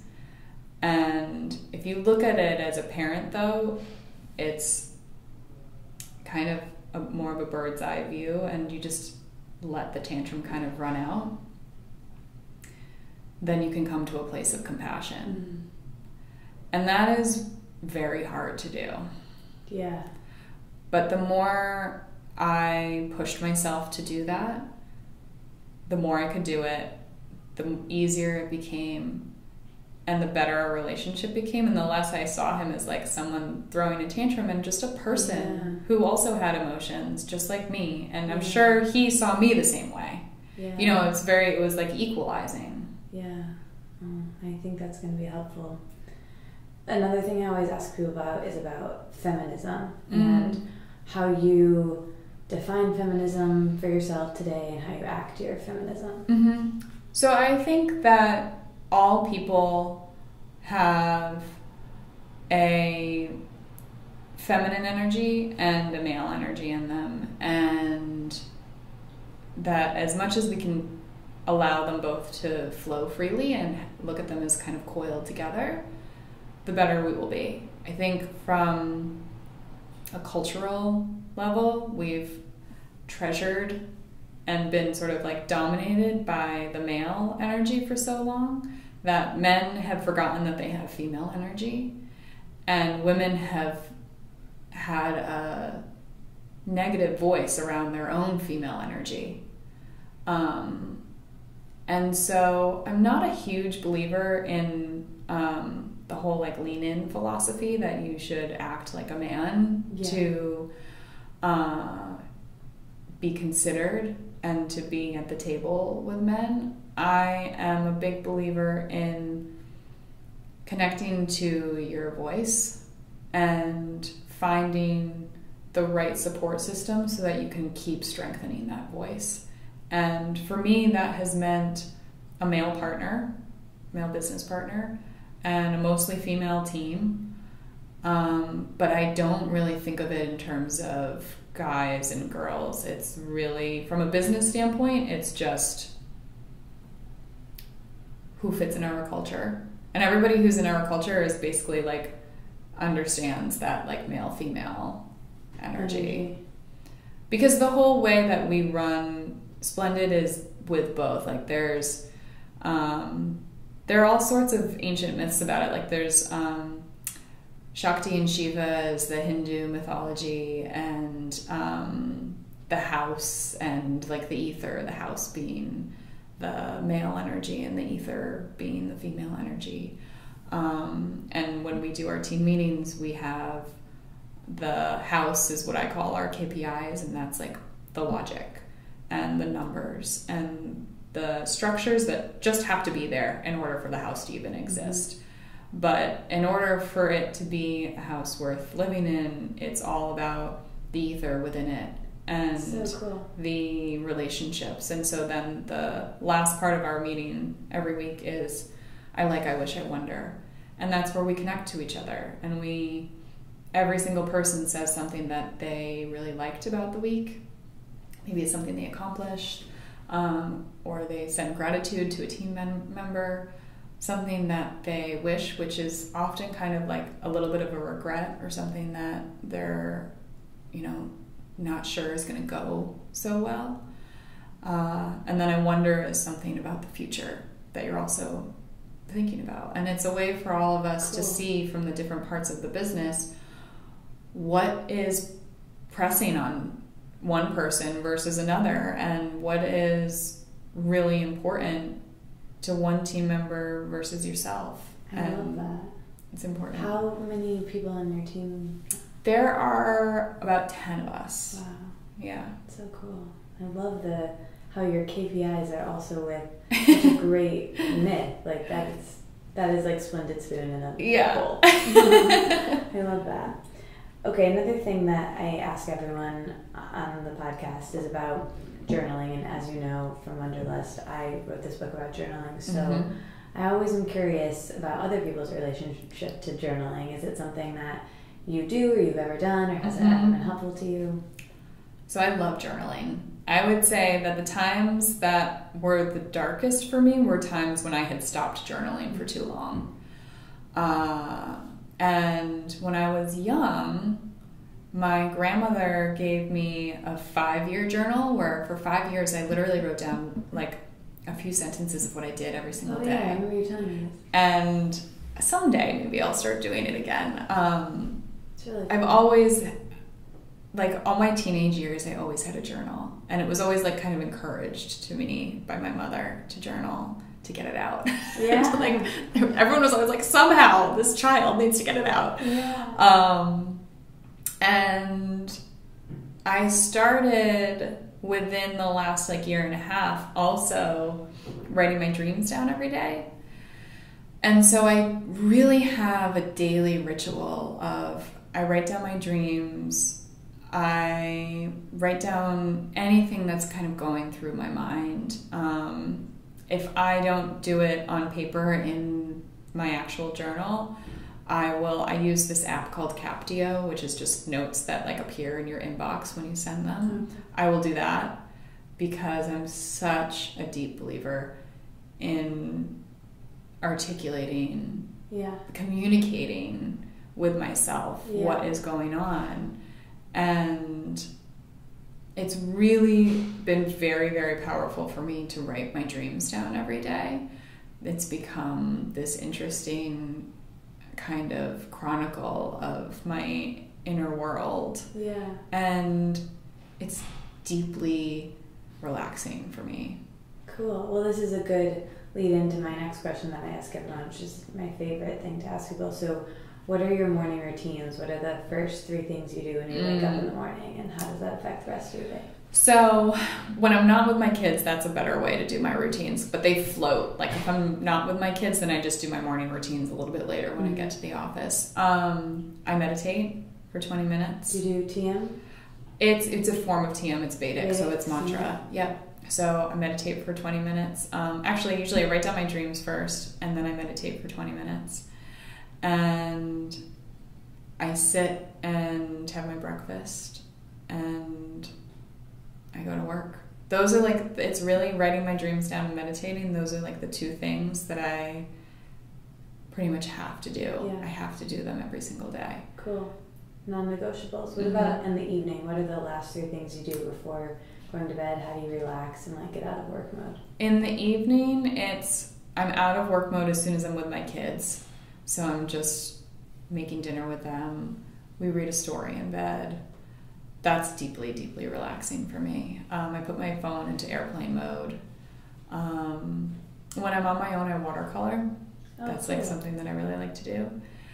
And yeah, I just kind of like sit and be with myself. I love it.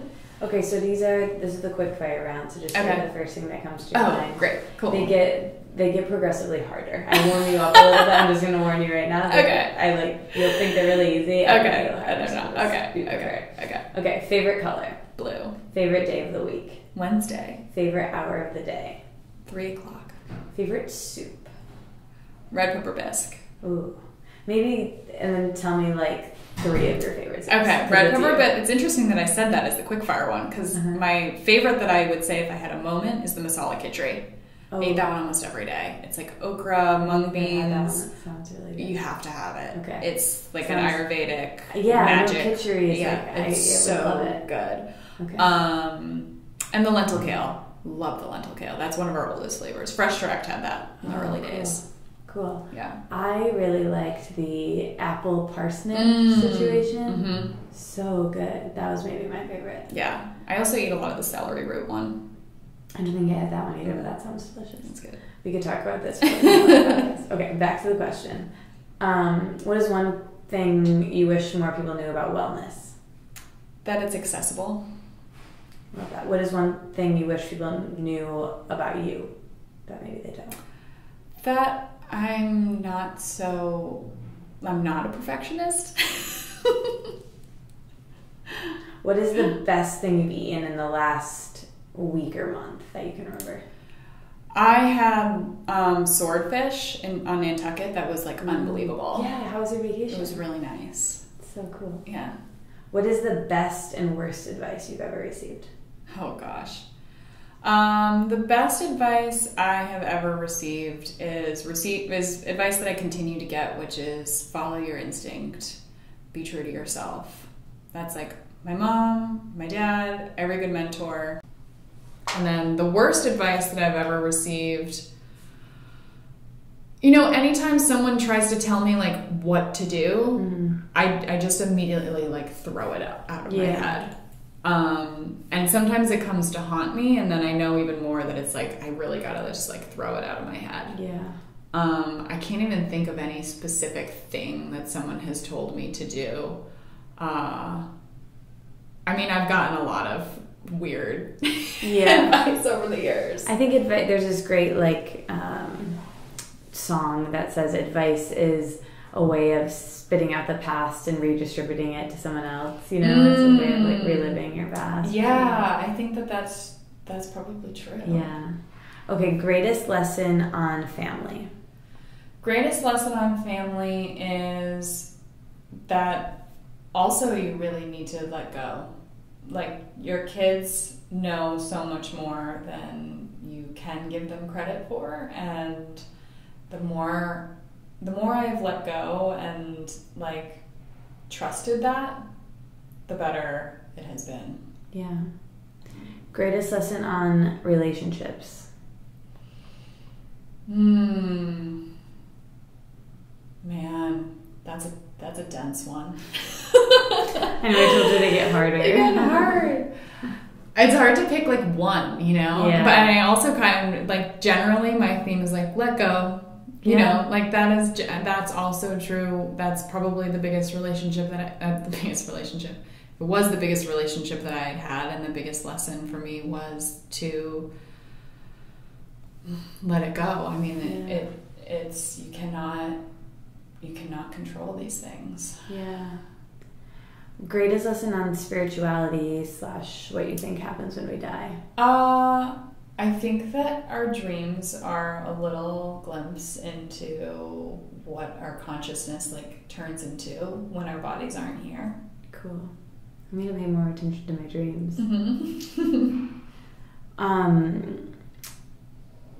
Okay, you have such great style, and you effortlessly look put together every time I see you.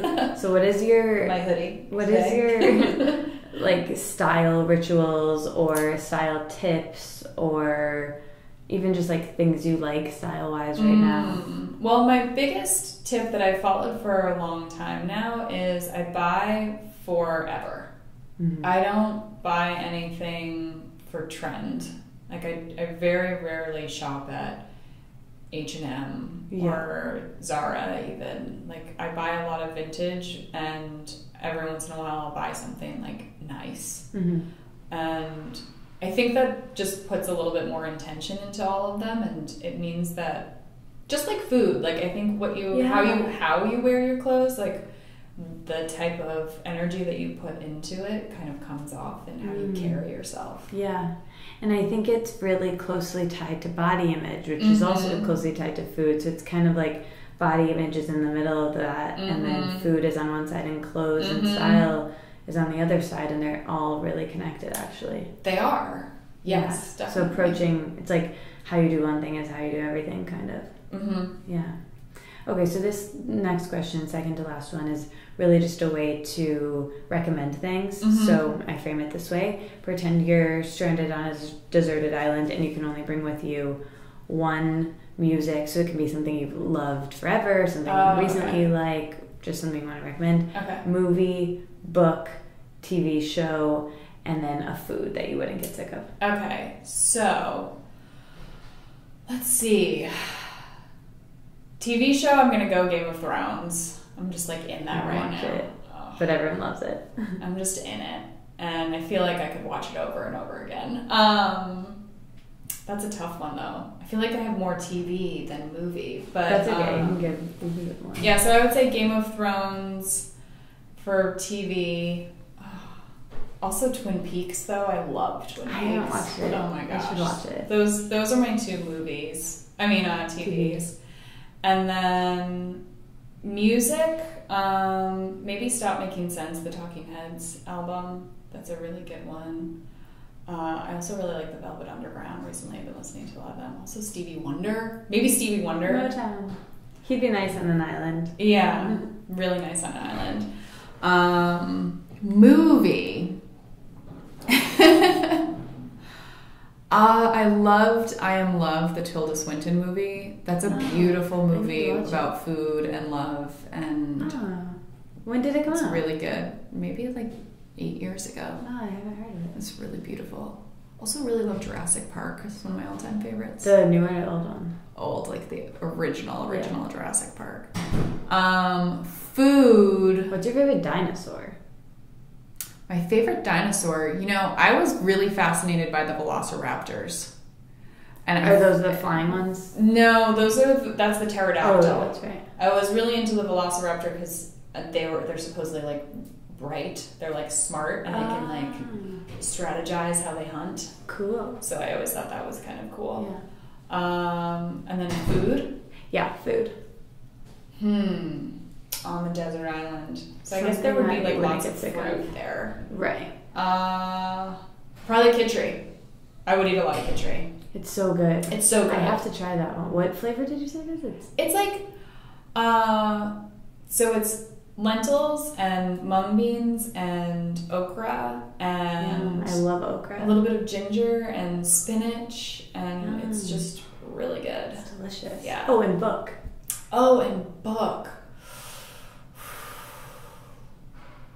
A book that made a big difference to me was Crime and Punishment. I could probably read that one. I mean, if I'm on Desert Island, there's a lot in that one. Yeah. That's very interesting. Good choice. Okay, so the name of the show, we said it a million times, is To Let It Out. So do you have anything to add? Did I wring you dry? Anything that you wished I would have asked you? Anything that you want to share now? I feel like we covered so much. I mean, I guess the only thing that I would say that I kind of end every conversation with is I'm just so grateful that I do what I do, that I can meet someone like you, and this was such a nice interview. It was like so thoughtful, and I feel like I learned. It's weird. Like I feel like I learned something. Good. I don't know quite what the lesson is yet, but there's like a lot there. I think it's maybe just the power of connecting with people and someone who has no agenda other than listening. Yeah, well, it's interesting. Someone said to me once, I think they might have been in an interview with Terry Gross, but they said a good interview should feel to the interviewee like a therapy session. So I really just want these to be a love letter to you of like the winding path of your life, and to like really showcase that, because I hand curate these to only pick people that I'm really curious and interested in, which I think everyone has a story, but anyway, so thank you for being so honest and vulnerable and real and spending so much time, and I'm just so happy to know you and be your friend. Likewise. Alright guys, that was my episode with Nicole, the Big Spoon at Splendid Spoon. I hope you liked the episode as much as I did. I really love her. If you're curious about Splendid Spoon and want to try it, again, for $20 off your order, just use the code LETITOUT at checkout. Let it out, and that will get you your $20 off. Thank you so much to Nicole. I love her. I think she's the best. Okay, I also want to mention, since we talked about mindful eating, Robin's chewing challenge that I'm doing as well. It starts on October 4th, which isn't until next week, but anyway, just wanted to give you a heads up. And next week on the podcast, I have such a great guest, which I'm going to tell you about. But first, let me just thank the sponsors one more time to Care Of. We love Care Of in this family of the podcast. They deliver to you right to your house exactly what you need nutritionally. You just go to their website, take a quick quiz about your diet, your lifestyle, and then they curate for you exactly what vitamin combination you need, and they source the best quality ingredients, and their packaging's great. We love them. Go to takecareof.com and use the code Katie, that's my name, Katie, at checkout for 50% off your first order. If you haven't tried them yet, try them. Might as well. Also, thank you so much to my friend Chris and past podcast guest Chris's company, which is Franklin & Whitman. They are my favorite skincare brand. I use all of their products. I love their face masks. And this week I want to highlight their hair serum. I've been using it and I think it's working, guys. My hair is feeling extra soft. So check them out. All cruelty-free, all natural. They donate 5% of everything to Dog Rescue, and they're great. So if you want to get your discount with them, the code is also Katie at checkout, and that gets you 20% off your order. Katie, Katie at checkout, 20% off at Franklin & Whitman, also known as Frank & Whit. Okay, on to who is coming up on the show next week. If you are still listening to me rambling right now, you're a goddamn saint, all right? It's a long podcast, and the fact that you're still listening makes me very grateful and happy. Next week's long podcast is with Dr. Emily Kybrid. I met her a couple weeks ago. She has a practice here in New York City, in Manhattan, in Midtown. You're going to hear all about her next week, but she's a doctor, a chiropractor. She's helped me a ton. I've learned so much from her. She's actually from Michigan, weirdly. I love her, and I can't wait for you to hear the episode. Her clinic is called Urban Wellness Clinic, so if you want to check it out and do some preliminary research, feel free. Or if you want to be surprised, don't do any research, and I'll tell you all about her next week. I love you guys. The emoji for this week's episode, oh shoot, I completely forgot. Let's do the spoon. It's so easy. The spoon is the emoji of this week's episode. If you are still listening right now to my ramblings, tweet at me, tweet at Splendid Spoon, comment on our Instagrams, the spoon. It's easy and you'll remember it. Talk to you guys later. I love you so much. Thank you so much for listening. If you want to join the online Facebook group, it's growing and I love it, and it's a great way to meet other people who listen to the podcast and to talk with me and our guests. The link is in the show notes, as all of the other links we talked about today. Talk to you guys next week. Love you. Bye.